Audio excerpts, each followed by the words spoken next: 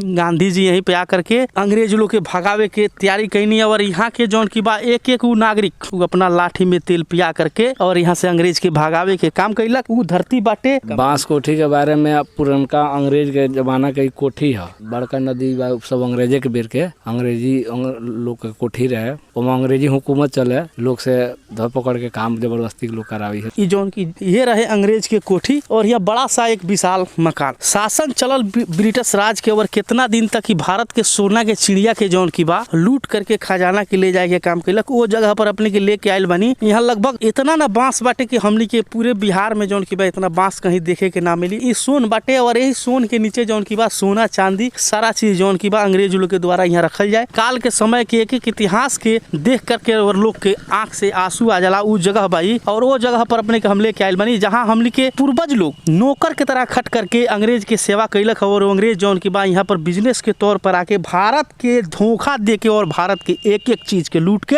और चल गए। ये तालाब में जौन की बा कुछ तालाब में नील के पानी, कुछ तालाब में जौन की बा मछली पालन अंग्रेज लोग के द्वारा होके और ये हुकूमत चले। जी नमस्कार भैया लोग, अपने लोग देखा तनी अपन भोजपुरिया चैनल झलको चंपारण। अगर अभी तक हमारा चैनल के सब्सक्राइब न किए तो सब्सक्राइब करी लोगी और बेल आइकन जरूर दबाएं। आज अपने के दिखावे लेके आ रहा बनी कि भारत में जौन की बा अंग्रेज कब पहुंचल और यहाँ पर भारत के एक अंग बिहार, ये बिहार ना ई बहार बा, फूल लेखन गुलजार बा और यहाँ के जे भी नागरिक बा उ दिल से सबके प्यार बा। तो अपने लोग के आज लेके आ चुकल बनी पश्चिमी चंपारण के महज 12 किलोमीटर दूर तिलंगई चौक से 2 किलोमीटर आगे बढ़ब तो एक अंग्रेज के कोठी बा। जवना अंग्रेज के कोठी के हमनी के बांस कोठी के नाम से जानी ले। जवना समय में भारत में अंग्रेज के आगमन मुगल सम्राट अकबर 1556 से 1605 ईस्वी और उनकर पुत्र जहांगीर 1605 और 1627 ईस्वी के शासन काल के दौरान अंग्रेज जौन की बा भारत में पहुंचल। ओकरा बाद धीरे धीरे जौन की बा भारत पर एक बिजनेस के तौर पर आकर के अंग्रेज लोग और भारत के हरेक वो पावन धरती पर जहां भारत के नाम एक सोना के चिड़िया के नाम से जानल जात रहे और भारत एक सोना की चिड़िया रहे, यहाँ धन के खजाना रहे। लेकिन यहाँ पर जौन की बा अंग्रेज लोग के द्वारा बिजनेस के तौर पर भारत में बिजनेस करे खातिर यहाँ अंग्रेज पहुंचल और दिन प्रतिदिन अपन वर्चस्व के बना करके फूट डालो शासन करो नाम से जौन की बा चालू भइल। यहाँ से जौन की बा शुरू भइल भारत के बर्बाद होके के कहानी जौन की यहाँ से अंग्रेज लोग करके गए। वो बांस कोठी का अपने दिखा रहा बनी कि यहाँ पर आज से लगभग 1858 ईस्वी से जौन की बा यहाँ ब्रिटिश राज चालू भइल और यहाँ तक कितना दिन तक शासन चलल ब्रिटिश राज के और कितना दिन तक ही भारत के सोना के चिड़िया के जौन की बा लूट करके खजाना के ले जाए के काम कैलक। वो जगह पर अपने के लेके आयल बनी। यहाँ लगभग इतना ना बांस बाटे कि हमनी के पूरे बिहार में जौन की बा इतना बांस कहीं देखे के ना मिली। वो बांस बाटे और एक ऐसा जिला बा जहाँ से अंग्रेज के भारत से भागावे के भी काम भइल। आगे अपने के दिखाए यहाँ पर जौन की कैसे यहाँ पर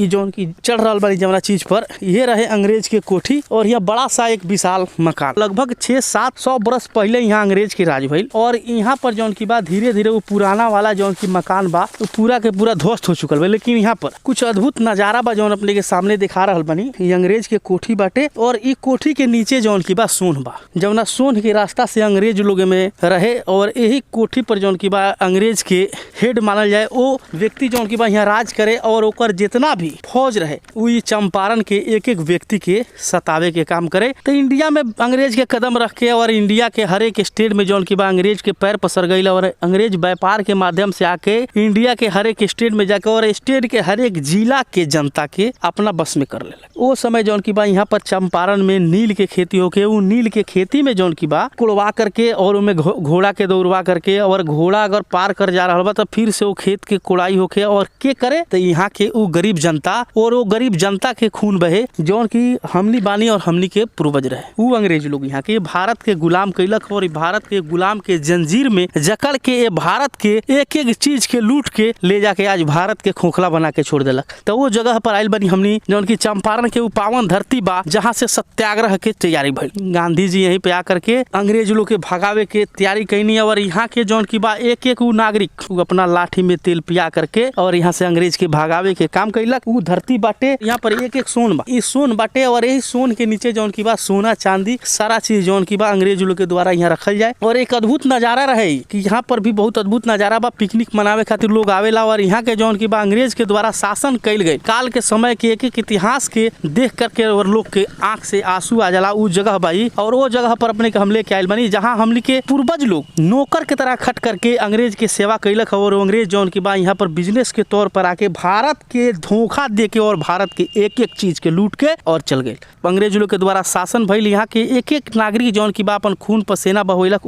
अंग्रेज के शासन काल में कूड़ा से जौन की बा हमनी के चंपारण के लोग के पिटाई होके और वो अंग्रेज जौन की बा यहाँ से नील के खेती करके और यहाँ से पैसा कमा के जौन की बा अपना देश के आगे बढ़ावे के काम करे और भारत देश के गुलाम के जंजीर बनल।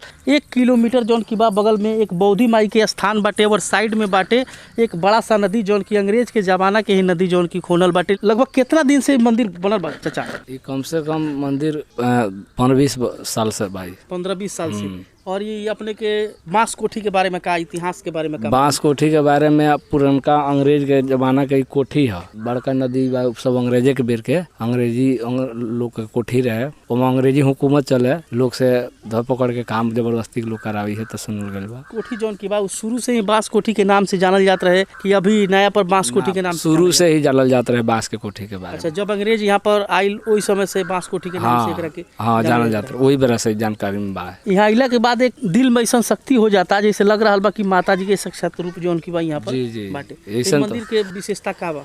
मंदिर के नियम ये बा कि जे भी आके जे भी मनोकामना के मांग करेला पूरा हो जाला। केकरा द्वारा बनावल गइल बा मंदिर? ये बनावल गइल बा माधव बाबू के द्वारा। और यहाँ पर कोठी पर लोग पिकनिक के टाइम में आवेला कि नहीं? जी आवेला, पिकनिक के टाइम में आवेला लोग, पिकनिक मनावे और मना के अपन घूमे ललू फिर ललू ऐसा। कहाँ तक के लोग मतलब यहाँ अपने के मालूम बा कि आवत हुई? ये तई से कम 10 कोस के एरिया में के लोग आवेला कोठी के देखे खतरा। अच्छा, मतलब 40-45 किलोमीटर दूर? जी उतना दूर के भी आ सकेला।